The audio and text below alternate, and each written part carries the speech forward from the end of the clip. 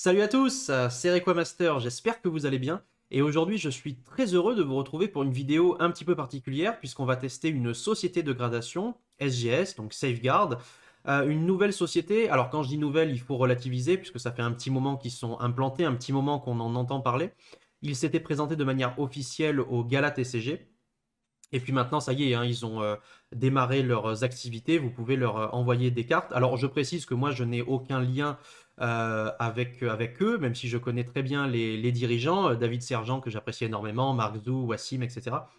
Mais c'est vrai que malgré tout, voilà, cette vidéo, je la fais en toute transparence dans le but de tester cette société de gradation. Il faut savoir que j'envoie énormément de cartes à PSA. Vous avez pu le remarquer si vous suivez le reste de mon contenu, que ce soit sur YouTube ou sur Twitch. J'ai une collection de cartes gradées PSA depuis maintenant plusieurs années, même on va dire depuis plus de 10 ans. J'ai aussi pas mal de cartes PCA que j'ai acquises entre 2016, 2017, 2018, on va dire, dans ces eaux-là. Et puis, j'ai également pas mal de cartes BGS. Voilà, donc je reste sur les standards, sur les choses que vous connaissez, que ce soit PSA, BGS ou PCA. Hein, je pense qu'on n'a plus besoin de les présenter, vous les connaissez toutes et tous. Mais là, je pense effectivement que ça vaut le coup de tester SGS. Moi, ce qui m'a plu tout de suite avec eux, c'est leur expertise. Effectivement, quand vous voyez un petit peu les posts sur leurs réseaux sociaux, quand vous connaissez aussi les personnes qui chapeautent cette société, vous savez que c'est quand même gage de sérieux. Enfin, moi, c'est l'impression que ça me donne en tout cas. Et voilà, je me suis dit qu'il fallait quand même tester ce service, voir un petit peu déjà au niveau de la communication et au niveau des délais. Bon, ça, je me pose pas trop de questions là-dessus. Je sais qu'il n'y aura pas de soucis, même si ça fera partie des choses qu'on verra ensemble. Mais surtout de l'échelle de notation. C'est-à-dire que vous avez une échelle de notation qui est claire, précise et bien référencée sur leur site. Maintenant, il faut voir comment ça se traduit lorsqu'on envoie des cartes. Euh, Moi, j'ai un avis assez tranché sur la gradation. Je pense effectivement que de nos jours, avec toutes les sociétés de gradation qui fleurissent, il y en a de plus en plus maintenant, il y a une confusion assez nette qui est prononcée hein, de plus en plus entre, par exemple, une carte neuve et une carte parfaite. C'est-à-dire que pas mal de personnes vous diront que dès qu'ils voient un point blanc, un micro point blanc de découpe dans un coin ou une micro print line sur l'effet holographique, ils vont dire la carte, elle n'est plus neuve, par exemple. Et ça, je pense que c'est un effet un petit peu pervers, un petit peu retors, qui vient d'une bonne intention. Ça vient d'une bonne intention parce que, en fait, moi, je viens d'une époque, alors on dirait que j'ai 40 ans, mais c'est pas vraiment le cas, mais disons que comme je collectionne depuis plus de 15 ans, je suis à même de parler de cette question. Je viens d'une époque où les gens ne savaient pas du tout ce que signifiait l'état neuf. Vous achetiez, par exemple, une carte sur eBay, sur Le Bon Coin, les gens disaient à tout va, oh, bah, ma carte, elle est neuve, etc. Et puis, en fait, quand vous la receviez, vous vous rendez compte qu'il y avait énormément de taches de surface, par exemple, de points blancs un peu partout, des print lines, des rayures, que ce soit au recto comme au verso. Donc voilà, en fait, on est passé un petit peu, j'ai l'impression, d'un extrême à l'autre. Il vaut mieux l'extrême, je pense, dans lequel on est aujourd'hui, que l'extrême dans lequel on était il y a quelques années où personne ne faisait vraiment cas de l'état des cartes, à part les collectionneurs qui savaient de quoi ils parlaient. Mais il y a eu une sorte de renversement, effectivement, où maintenant on est passé dans quelque chose de beaucoup plus rigoureux. Mais quand c'est, vous savez, tous les excès sont mauvais, hein, même un excès de bonnes choses est mauvais. Et donc là, je pense qu'effectivement, il y a eu un renversement à ce niveau-là, et que maintenant le moindre micro-défaut, le moindre erreur d'impression, le petit truc minuscule que vous verrez sous un certain angle après 4 ou 5 heures d'analyse de la carte, ce moindre petit truc, en fait, pour certains, plombe la note de votre carte, justifie un 8, justifie un 9. Alors que il ne faut pas oublier justement que eh bien, c'est notamment chez BGS qu'on voit ça, qu'une carte Gem Mint, c'est-à-dire l'équivalent du PSA 10, eh bien, ce n'est pas une carte qui est forcément parfaite. C'est une carte qui est dans le meilleur état qu'on puisse espérer en sortie de booster. Mais j'aime bien dire que, eh bien, très très souvent, et même tout le temps d'ailleurs, on n'est pas dans une usine d'aéronautique, on n'est pas à Toulouse, à l'ENAC, ou dans ce genre de choses. Là, on est vraiment dans une imprimerie, en fait, hein. Ça reste de l'impression, ça reste du carton, qui sont coupés par des lames qui sont pas tout le temps aiguisées à leur maximum. Et donc, tout ça pour dire que les micro-défauts, parfois, doivent être acceptés. Ça ne veut pas dire qu'on ne doit pas les voir, hein. Au contraire, on peut tout à fait les voir et on peut en faire cas, mais ils ne vont pas forcément compter de manière rédhibitoire dans une note. Et ça, je pense que c'est important à prendre en compte. Et pour en revenir avec mon exemple de BGS, eh bien, une carte Gem Mint qui est donc vraiment très très très propre, plus que neuve, c'est pas pour autant une carte pristine. Une carte pristine, elle de son côté, eh bien effectivement on attend la perfection de cette carte. C'est-à-dire que là on attend vraiment qu'elle sorte presque d'une usine d'aéronautique, puisque on veut que pour une carte pristine Black Label, que les 4 critères soient à 10, c'est-à-dire le centrage, les bords, les coins et la surface. On veut que les 4 critères soient à 10 pour le Black Label. Et pour le pristine simple, on veut que 3 critères soient à 10 et l'autre à 9,5. Voilà, c'est pour vous donner un petit peu un ordre d'idée de ce qu'est le pristine, c'est-à-dire vraiment la perfection, à ne pas confondre encore une fois avec le Gem Mint. Hein, le Gem Mint qui correspond à des cartes qui sont neuves, qui sont dans un état incroyable, mais qui ne sont pas pour autant exemptes de défauts d'origine. Même s'il faut bien entendu que ces défauts d'origine ne soient pas prononcés, il faut que ce soit très très fin, il ne faut pas qu'il y en ait beaucoup non plus, hein. Il faut que ce soit vraiment quelque chose de très très mineur, de très localisé. Mais par exemple, lorsque vous regardez l'échelle de notation de PSA, le PSA 10 dit voilà, a slight printing imperfection is tolerated, donc une petite erreur d'impression est tolérée, si tant est que ça ne gâche pas l'eye appeal de la carte, hein, c'est-à-dire de manière générale son attrait. Et voilà, que le défaut en lui-même n'est pas prononcé, qu'il est bien d'origine, qu'il est mineur, très localisé. Voilà, enfin, vous avez compris l'idée. Et je pense effectivement qu'on est passé d'un laxisme total dans les années pré-2017 à maintenant quelque chose de trop prépondérant. Et encore une fois, ça ne veut pas dire que les micro-défauts comme ça, il ne faut pas les noter. Ça veut dire simplement qu'il ne faut pas saquer une carte juste parce qu'elle a un petit truc, un petit point blanc ou une chose comme ça. Voilà. Donc tout ce speech-là que je viens de vous faire, c'est un petit peu ça que je vais regarder chez SGS, puisque c'est ce qui m'intéresse. Moi, j'ai mon avis par rapport à la manière dont PSA note, j'ai mon avis par rapport à la manière dont PCA note ou BGS note, mais j'ai pas encore mon avis par rapport à la manière dont SGS note cet état de fait. Donc, en fait, pour commencer, étant donné que je n'ai pas pour le moment le budget, j'ai pas un budget colossal, donc je vais commencer par envoyer simplement 3 cartes. Encore une fois, hein, je ne vais pas dire que c'est un crash test, mais c'est simplement une manière de commencer à envoyer quelques cartes pour voir un petit peu ce que ça donne. Et puis dans le futur, si ça me plaît, si je suis convaincu par leur échelle de notation, etc., il n'y a aucun souci et j'enverrai d'autres cartes d'ailleurs. Mais là, vous verrez que les 3 cartes que j'envoie aujourd'hui, ce ne sont pas 3 cartes sensationnelles, mais c'est 3 cartes qui vont déjà me permettre un petit peu de voir la manière dont ils envisagent les choses.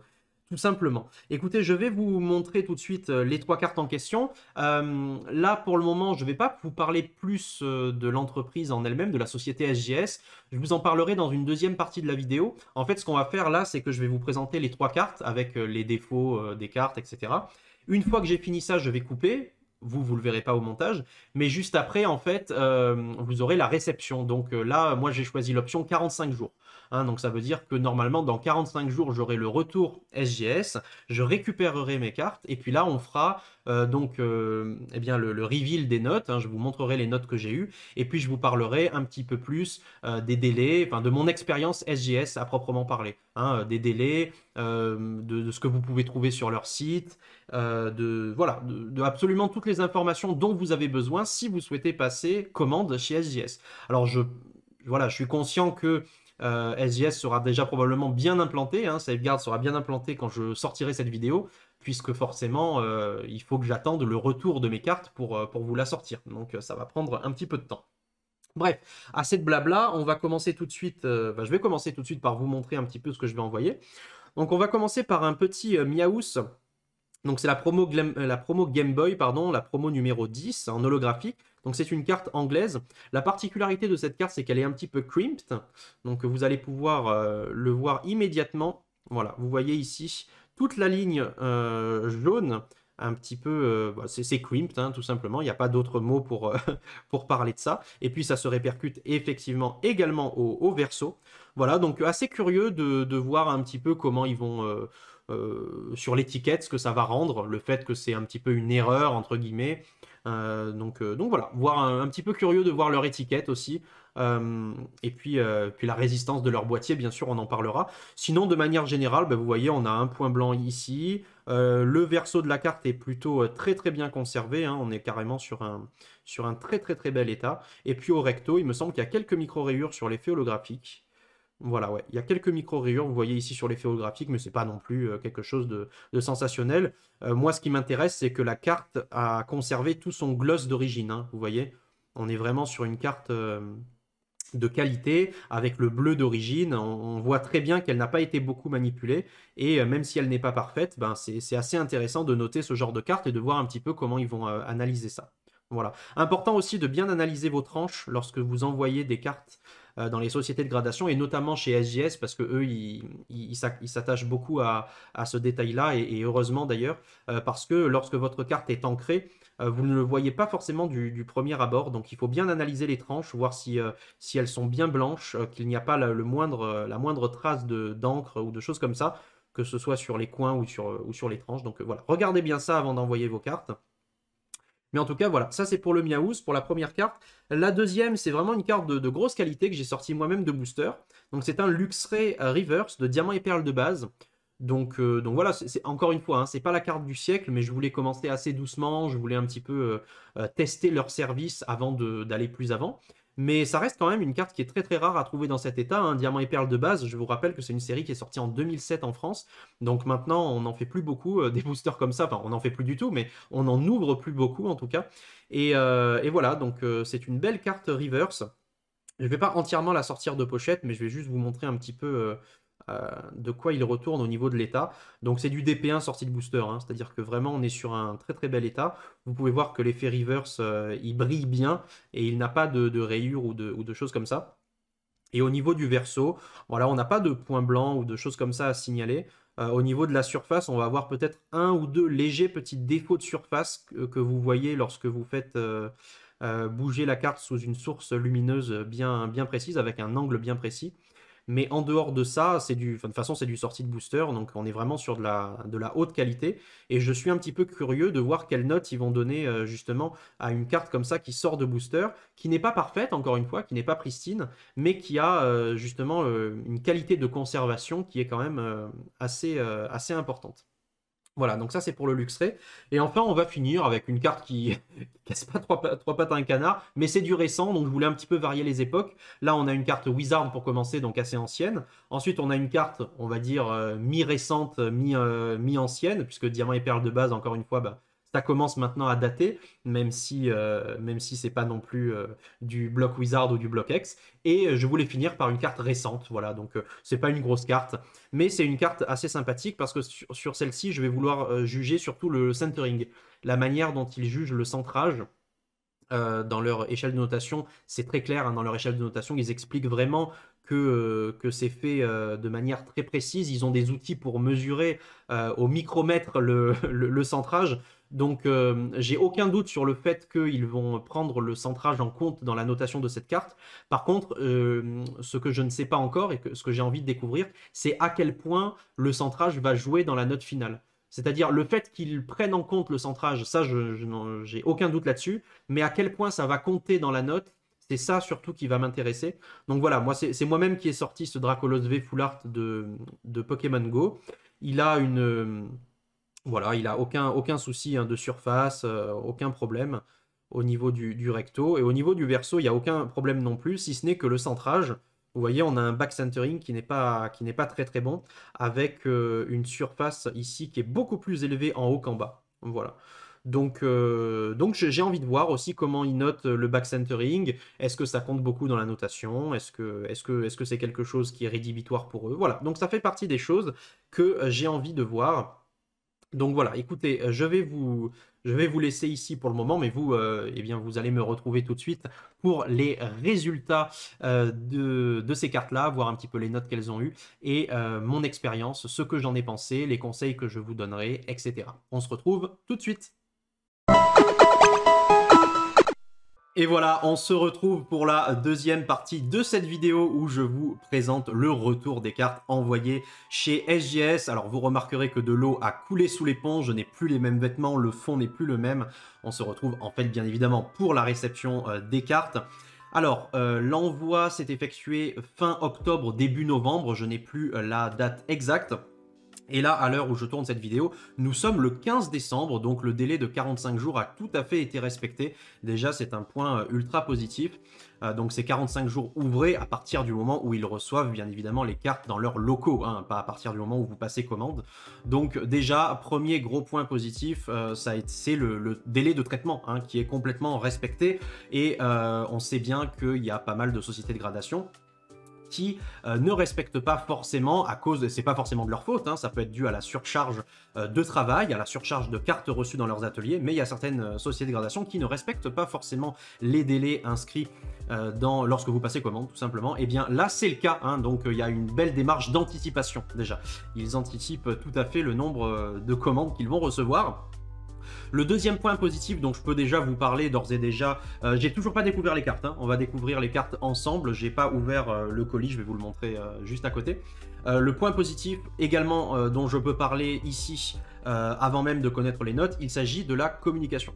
Donc comment ça se passe en fait, vous recevez bien évidemment votre justificatif de commande hein, lorsque vous passez commande, et ensuite vous êtes informé par mail de chaque étape de votre commande. Donc dès que vos cartes passent dans une étape de processus, à l'étape suivante, on va dire, eh bien vous recevez un mail, hein, vous en êtes notifié. Donc l'étape voilà, déballage de colis, l'étape de gradation, l'étape de vérification, l'étape d'envoi ensuite, j'en oublie peut-être, mais en tout cas vous êtes notifié par mail. Alors moi, j'ai pas spécialement eu besoin de leur poser de questions, mais je ne doute absolument pas de leur réactivité. Si j'avais eu le moindre problème, si j'avais eu la moindre interrogation, j'ai bien entendu un contact très privilégié avec David Sergent, donc ça c'est sûr que ça aurait été un point très positif, mais même pour quelqu'un qui ne connaît pas forcément les membres de la société, eh bien il n'y a aucun souci à ce niveau-là, vous pouvez leur envoyer un mail assez rapidement et ils vous répondront dans les meilleurs délais. Alors, au niveau de la réception, donc déjà je vous montre comment ça se présente. Donc j'ai reçu ce matin le colis. Donc bon, j'ai déballé le colis bien sûr, hein, mais ça se présentait comme ça à l'intérieur et je trouvais ça plutôt joli. Donc je voulais quand même vous le présenter. Une sorte de papier un petit peu cartonné, mais très sympathique au niveau de la texture. Donc voilà, j'ai trouvé ça plutôt cool. Je le garderai ce petit truc là, je sais pas, ça me plaît bien. Donc on va découvrir ensuite comment ça se passe à l'intérieur. J'aurai également quelques petites informations à vous communiquer. Donc j'ai ouvert une petite page à côté pour vous communiquer quelques informations supplémentaires par rapport aux tarifs, à l'évolution de leurs tarifs, à ce qu'ils proposent, ce genre de choses. Et également par rapport à leur échelle de notation.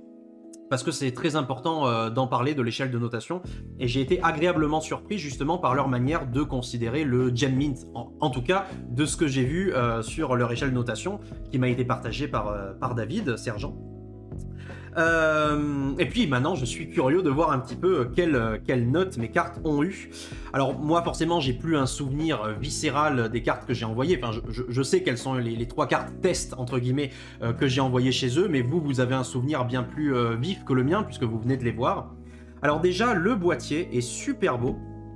On va enlever la poussière qu'il y a dessus, mais le boîtier est vraiment très beau. L'écrin SGS, cette couleur bleue me plaît bien. C'est pas une couleur qui vous agresse les yeux, hein. C'est vraiment plutôt cool, c'est assez sobre, assez classe, donc moi j'aime bien, j'aime beaucoup. Donc voilà, franchement rien à dire par rapport à la boîte de protection qui est vraiment très belle. On sent que c'est qualitatif, hein. On sent que c'est pas simplement un bout de carton comme ça mis dans un colis pour protéger vos cartes. Donc ça c'est plutôt sympa, c'est un très bon point. Donc on va découvrir un petit peu ce qui se cache dans ce boîtier. Donc encore une fois, là pour le coup, de la qualité, hein, avec la dénomination Safeguard Grading Services. Plutôt content de la manière dont les cartes ont été traitées, de la manière dont les cartes sont renvoyées. C'est super, hein, franchement c'est très positif à ce niveau-là. Donc là, on va pouvoir soulever des deux côtés, j'imagine, voilà, impeccable. On soulève des deux côtés, on a donc une petite pochette en plastique de protection avec le logo de SGS, et puis on va pouvoir découvrir nos cartes. Alors déjà, avant de découvrir les notes, parlons du boîtier. Alors qu'est-ce que ça dit? Qu'est-ce que ça dit? Alors, franchement, je suis assez satisfait. Alors les deux choses qui me vont, les deux choses que je trouve très positives, c'est déjà le fait que le boîtier ne soit pas trop massif, il n'est pas trop volumineux. Il y a une bonne prise en main, vous voyez, franchement quand on prend le boîtier, ça se passe plutôt bien, c'est pas trop volumineux, ça prend pas trop de place, mais d'un autre côté on sent quand même que c'est de qualité quoi. Quand vous voyez l'épaisseur ici des bords, vous vous rendez compte franchement que on peut pas l'enlever à la main quoi. Ça c'est assez difficile de casser le boîtier à la main. Donc pour ça c'est vraiment cool. Et l'autre point positif là que je note directement à la lumière, c'est le fait que la carte soit à l'intérieur bien visible. J'avais peur en fait de la pochette de protection à l'intérieur. Hein, on a l'habitude avec BGS hein, des pochettes qui protègent les cartes à l'intérieur des boîtiers. Et là, ce qui est bien, c'est que la pochette est particulièrement... Bon, c'est bien expliqué sur leur site, hein, mais la pochette est particulièrement... comment dire, transparente. Donc en fait, elle ne gâche absolument pas l'eye appeal de votre carte. Vous voyez, ça c'est très positif. Vous n'avez pas... La carte n'est pas ternie, elle ne perd pas de couleur. La pochette est la plus transparente possible. Donc voilà, vous voyez bien... Vous continuez à bien voir les défauts de la carte, vous continuez à pouvoir l'admirer, en sachant qu'en plus elle est très bien protégée puisque il y a une pochette dans le boîtier. Donc ça c'est très positif. Alors au niveau du verso de l'étiquette, c'est plutôt bien. Ouais, c'est plutôt bien. Je suis pas un grand fan des couleurs. Je trouve ici que la rupture entre le bleu et le blanc est peut-être un petit peu trop prononcée. Enfin, c'est pas que la rupture est trop prononcée, c'est que peut-être que justement l'association de ces deux couleurs ici voilà, c'est pas la chose la plus incroyable que j'ai vue, mais en tout cas c'est très propre, hein. C'est très très propre. Ici vous avez donc le nom de la compagnie. Là pareil, vous avez le site internet, tout ça, donc Made in France. Non, c'est très bien. Là, pour le coup, franchement, je suis très content. Donc on va retourner la carte, je sais pas quelle carte c'est. Alors ça c'est le Dracolos. C'est le Dracolos V Full Art de Pokémon Go. Allez, on va découvrir tout de suite la note. Il a eu 9,5. Il a eu 9,5 mint. Donc, il a eu 9 en centrage, 9,5 en surface, 10 en corners et 9,5 en edges. Très bien. Donc c'est vraiment super. Hein. C'est vraiment super. C'est la note à laquelle je m'attendais. Hein. Il n'y a pas de problème à ce niveau-là. Il n'y a aucune désillusion. Mais... ce qui est intéressant, c'est le centrage. Souvenez-vous, c'est un petit peu ce que j'avais dit. Maintenant, je me souviens de cette carte. Et je m'étais dit, ce qui va être intéressant, c'est de voir leur manière de noter le centrage. Alors effectivement, je sais que ça, c'est quelque chose qu'ils observent avec beaucoup de finesse, hein, le centrage. Ils essayent vraiment de regarder ça. Ils ont les outils adéquats hein, pour se rendre compte du centrage d'une carte. Mais je ne savais pas à quel point ça allait avoir une incidence sur la note globale. Et là, en fait, comme la carte a eu 9,5 en surface, 9,5 en edges et 10 en corners, eh bien, malgré le 9 en centering, finalement, ça ne change pas grand-chose à la note finale de la carte qui reste 9,5. Donc j'imagine que même si la carte avait eu 9,5 en centering, la note finale aurait quand même été 9,5, puisque j'imagine qu'il faut 2,10 ou 3,10 pour arriver à 10. Donc non, franchement, c'est très très bien. La note est totalement cohérente. Je trouve ça très très très positif. Et encore une fois, le centrage est vraiment défavorable. Enfin, il est vraiment défavorable. C'est pas non plus... la carte, elle est pas non plus... elle est pas non plus miscut, hein. Mais le centrage est défavorable et ils l'ont sanctionné, entre guillemets, avec une note de 9. Et clairement, la sanction me paraît très très gentille. Enfin, elle me paraît... Ils n'ont pas mis un 8 juste parce que la carte est décentrée. Vous avez certaines compagnies de gradation, je n'en doute pas, qui avec une carte décentrée comme ça, auraient peut-être mis 8 ou 8,5 en centrage, quoi. Et là, le fait de mettre 9 en centrage, mine de rien, ça montre que, bah, d'un côté, ils ont vu que la carte était décentrée, ils le constatent, il y a une incidence au niveau de la note, mais c'est pas suffisamment prononcé pour que ça fasse baisser la note finale de la carte à 9. Voilà. Donc ça n'a pas été plus sanctionné que ça. Et ça, je trouve ça très positif. Parce que personnellement, le centrage, ça compte, mais c'est le défaut d'origine, entre guillemets, si on peut appeler ça un défaut, qui me gêne le moins. Parmi toutes les spécificités, toutes les caractéristiques que peut avoir une carte, la spécificité qui me gêne le moins, personnellement, ça a toujours été le centrage. Voilà. Donc je trouve que c'est très très bien. Là par contre au niveau de l'étiquette, vous voyez, autant sur le verso, c'est bizarre hein, comme quoi c'est vraiment subjectif, autant sur le verso l'alliance des deux couleurs me gênait un petit peu, autant sur le recto je trouve que ça rend vraiment très bien, justement avec le logo SGS, Safeguard, la séparation ici entre le bleu et le blanc, et puis justement ce sort de traces ADN qui partent tout le long, le reste de l'étiquette. Là je trouve ça très bien. Là, personnellement, l'étiquette me convainc totalement. Avec en plus ici la petite étoile filante qui part vers la droite. Non, je trouve ça vraiment très bien. C'est super cool. Franchement, c'est... Voilà, je ne sais pas ce que vous en pensez, vous, de votre côté, hein, mais j'essaye de trouver des défauts à noter pour pas qu'on croie que mon avis est biaisé. Mais pour le coup, je n'en trouve pas. Et là, vous voyez le petit...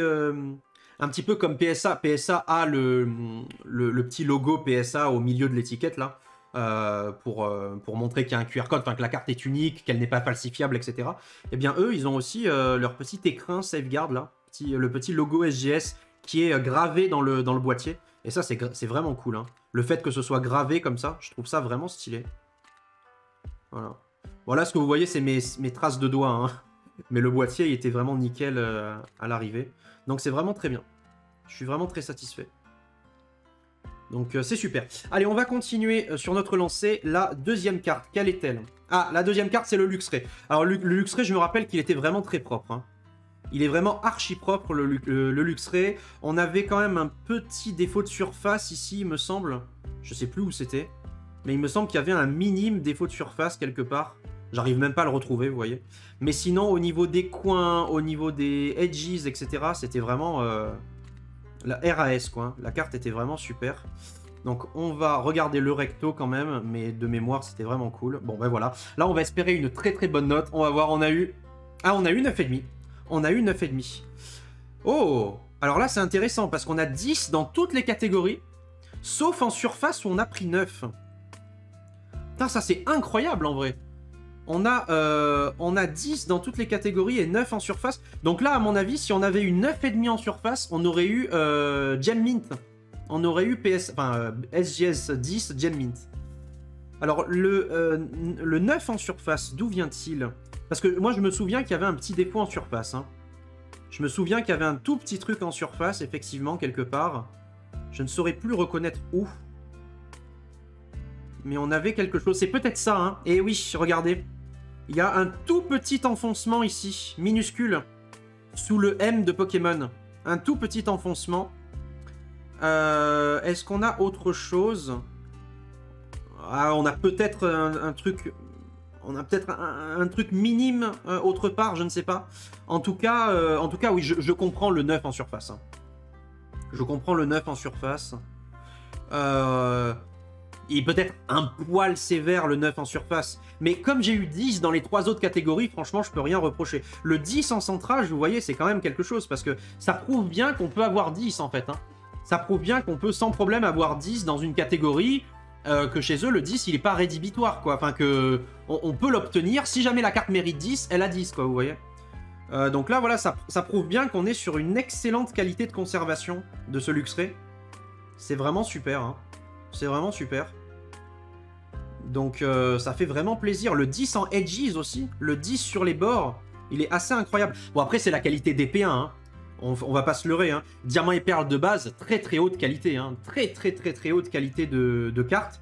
Donc c'est assez normal de se retrouver avec des cartes comme ça. Mais ouais, assez satisfait. Parce que mine de rien, l'eye appeal de cette carte là, avec 9,5 mint et toutes les catégories à 10, sauf la surface qui a pris 9, c'est quand même un bel objet de collection. Ça fait très plaisir d'avoir ça dans sa collection et de se dire, voilà, on a une jolie carte, quoi. Donc c'est vraiment très bien. Je suis très satisfait. Très satisfait.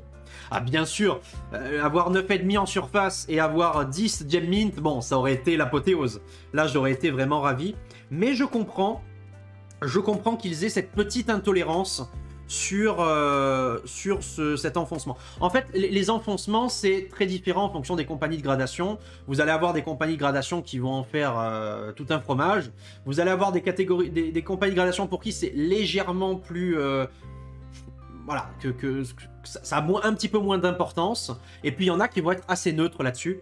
Mais là, clairement, de prendre 9 en surface, moi ça me semble ok, quoi. Ça me semble ok.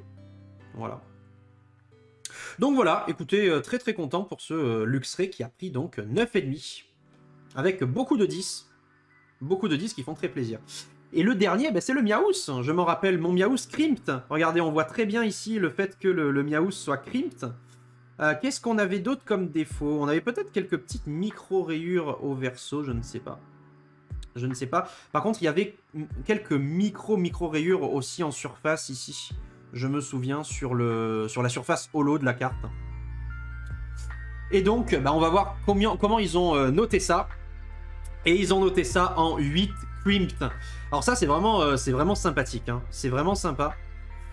Et alors, pour cette note-là, je vais vous montrer... je vais vous lire en fait un message que m'a envoyé David.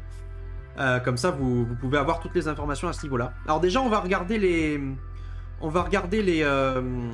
subgrades. Donc on a eu 9,5 en centering. 9,5 en centrage, plutôt bien.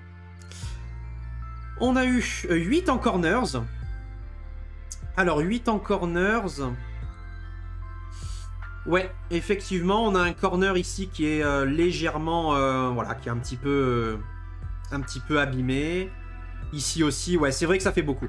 C'est vrai que ça fait beaucoup. Ouais, je comprends le 8. Je comprends le 8 en corners. Je comprends le 8 en corners. S'il y avait que ça à gauche, là, j'aurais dit on peut avoir 9 en corners. Vraiment. S'il y avait que ça, on aurait pu avoir 9 en corners. Mais avec ça également, le 8 en corners, il me paraît tout à fait légitime. On a 9 en edges. Donc 9 en edges, c'est plutôt gentil, hein. C'est plutôt gentil parce que la découpe est pas parfaite. La découpe n'est pas parfaite, hein. Vous voyez ici, on a pas mal de petits défauts de découpe, mine de rien. Mais ça reste c'est pas problématique, hein. Donc 9 en edges. Et en surface, donc on a NA et en corners 8. Ok. Alors pour le NA, je vais vous lire un petit message que m'a écrit David tout à l'heure. Je vais baisser un petit peu le son de la musique, excusez-moi, parce que ça me retentit dans les oreilles. Alors voilà. Pour vous expliquer, hein, pour ceux qui n'auraient pas la référence. Alors, les subgrades NA, pour non applicables, sont attribués dans le cas où la catégorie concernée n'est pas pertinente à être sous-notée, comme à l'accoutumée, puisqu'on serait en présence d'un accident de production. Sous-noté comme à l'accoutumée. Hein. J'ai fait une petite... voilà, j'ai séparé le groupe de mots alors qu'il ne fallait pas. Typiquement, pour la sous-note de centrage sur une carte miscut, ou pour la sous-note de surface sur une carte misprint ayant une grosse bavure d'encre, par exemple. Donc là, ici, nous, ça nous concerne. C'est pas une bavure d'encre, mais notre carte est crimped. Donc c'est pour ça qu'on a eu NA non applicable sur notre catégorie de surface. Parce que le crimped, il affecte la surface de la carte, et pas les corners, ou pas les edges, par exemple. Pour information, notre registre de population sera bientôt rattaché à la card page de chaque carte, ce qui permettra une redirection dans les deux sens, à savoir consulter n'importe quelle carte notée dans la page population et la visualiser avec ses infos, déjà en place entre parenthèses, et ensuite pouvoir accéder sur cette page à un diagramme de population de toutes les instances de cette carte dans chaque note. Une sorte de mix entre ce qu'a fait PSA et BGS, mais avec l'interface visuelle en plus et davantage d'informations. J'ai souvent regretté de ne pouvoir accéder au visuel des cartes PSA, voilà. On voit le nombre par grade, mais cela s'arrête là. Bientôt chez nous, ce genre de tableau sera sous forme de graphique, voilà, sur le card page. Donc c'est vraiment trop bien, parce que c'est là, en fait, où on s'aperçoit qu'il y a énormément de choses qui vont être mises en place, et qui sont déjà mises en place, donc c'est très très positif pour eux. Donc c'est très très bien. J'en profite également pour vous parler un petit peu rapidement des grading scales. Alors, au niveau du gem mint, juste je vous lis le gem mint, et pour les cartes inférieures, enfin pour les notes inférieures à ça, je vous laisserai vous-même consulter. Tous les liens seront dans la description, hein, mais je vous laisserai consulter vous-même. Qu'est-ce qu'ils disent pour le gem mint? Et c'est ça qui m'a plu, entre guillemets. C'est qu'ils disent que le gem mint désigne un état correspondant à une très bonne qualité de production. Sont tolérées de rares et mineures imperfections d'origine dans des zones qui ne remettent pas en cause l'attrait visuel de la carte, telles qu'une discrète printline, une discrète tache d'impression, un discret défaut d'ancrage, exemple bulle d'air, ghosting minime, etc. Des coins légèrement anguleux ou présentant de rares et discrets points de découpe, une découpe légèrement imprécise des bords, un silvering mineur. Le centrage est compris entre 50 et 55-45 au recto et entre 50-50 et 60-40 au verso. Voilà. Et avec un attrait visuel, donc un eye appeal remarquable. Et je vous laisse donc voir pour les grades inférieurs. Par exemple, le 9,5 mint, c'est un état qui correspond à une bonne qualité de production, sont tolérés de multiples et légères imperfections, telles que quelques print lines. Bon, voilà, c'est pour ça que là, ici, pour reprendre l'exemple de notre Luxray, en fait, on est sur le meilleur mint possible, quoi. On est vraiment sur un très très fort 9,5 mint et petit 10 gem mint, quoi, on va dire, hein, pour dire les choses comme ça. On se rapproche vraiment du gem mint ici avec ce Luxray. Mais voilà, c'est déjà très très bien. Hein, voilà. C'est déjà très très bien. Et donc vous avez compris maintenant l'histoire du NA par rapport à la surface. Dernière chose que je peux vous lire, c'est par rapport aux tarifs. Donc je crois que les tarifs ont légèrement évolué. Maintenant, lorsque vous avez une valeur déclarée qui va jusqu'à 100 €, le prix de la gradation est de 16 €. Traitement en 30 jours calendaires. Voilà, moi c'était 45. Hein. Au moment où j'ai fait la commande, c'était 45 jours. Donc voilà, lorsque vous avez une valeur déclarée jusqu'à 100 €, c'est 16 € de prix par gradation. Lorsque vous avez une valeur déclarée jusqu'à 250 €, c'est 18 € le grading.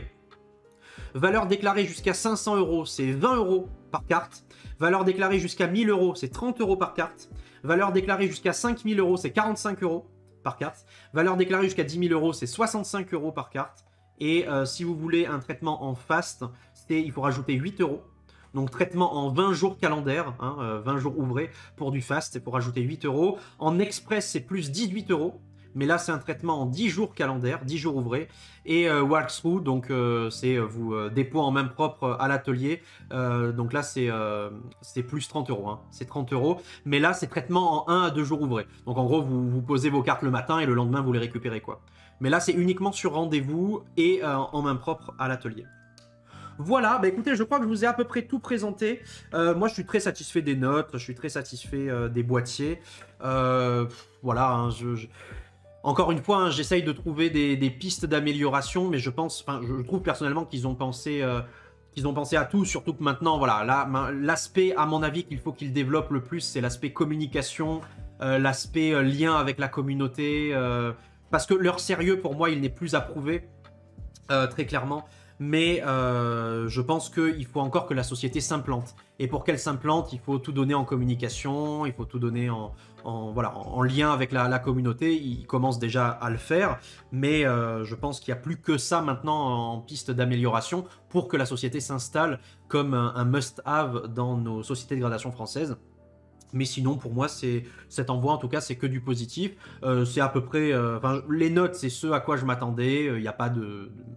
Il y a rien qui s'est mal passé, la communication a été bonne. Donc quand les choses sont bien, il faut le dire. Et puis voilà, ça sera tout pour moi. J'espère que vous avez apprécié cette vidéo et cette review de mon test et de mon envoi, mon premier envoi chez SGS, qui ne sera très certainement pas le dernier, pour ce genre de carte en tout cas. N'hésitez pas à me poser la moindre question si vous avez, voilà, si vous avez envie, tout simplement. N'hésitez pas à partager la vidéo, à la liker si elle vous a plu. Et puis nous, on se retrouve très très vite pour de nouvelles vidéos. Allez, merci à tous et à la prochaine. Ciao tout le monde.